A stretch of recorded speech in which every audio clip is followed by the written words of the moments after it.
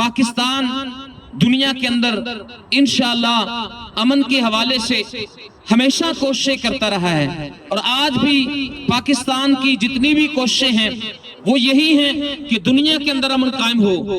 اور یہ ہم کیوں کرتے ہیں؟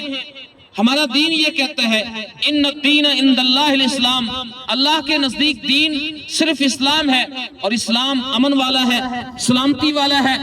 اسلام دنیا کے اندر امن کو قائم کرتا ہے، اور یہ ملک لا الہ الا اللہ محمد رسول اللہ کا ملک ہے، اور جو کلمہ پڑھنے والے لوگ ہیں ان کے اندر یہ شعور ہوتا ہے کہ وہ دنیا کے اندر قتل و غارت، دنیا کے اندر ظلم تشدد، ان چیزوں کو برداشت نہیں کرتے۔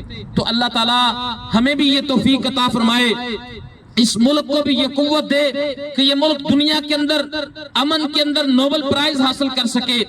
دنیا کے جو دہشت گرد ہیں، دنیا کے اندر حملے کرنے والے، دنیا کو برباد کرنے والے، دنیا کی خوشیاں چھیننے والے، دنیا کا سکون چھیننے والے، دنیا کے اندر جھوٹے نوبل پرائز لینے کے لیے تیار ہو جاتے ہیں۔